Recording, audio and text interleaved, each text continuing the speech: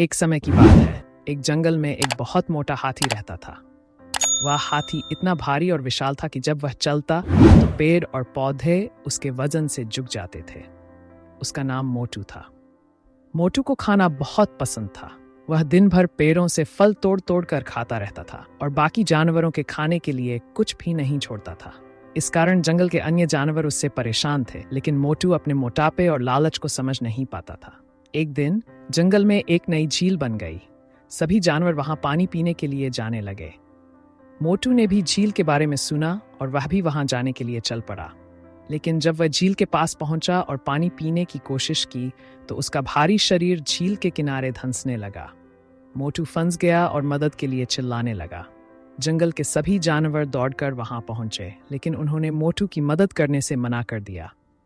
उन्होंने कहा, मोटू, तुमने हमेशा अपने लिए ही सब कुछ लिया है और हमें भूखा रखा है। अब तुम समझ जाओ कि दूसरों का भी ख्याल रखना जरूरी है। मोटू ने अपनी गलती समझी और सबसे माफी मांगी। उसने वादा किया कि अब वह खुद को संयमित रखेगा और सभी के साथ भोजन बांटेगा। जानवरों ने उसकी माफी स्वीकार की और मिलकर उसे झील से बाहर निकाला। उस दिन के बाद से मोटू ने कम खाना शुरू कर दिया और धीरे धीरे उसका वजन कम होने लगा। वह अब जंगल के सभी जानवरों के साथ मिलकर रहता और उनके साथ अपना भोजन बांटता। इससे जंगल में फिर से शांति और खुशहाली लौट आई। इस कहानी से हमें यह सीखने को मिलता है कि लालच और स्वार्थ से कुछ हासिल नहीं होता, बल्कि दूसरों के साथ मिलकर रहने से ही सच्ची खुशी मिलती है।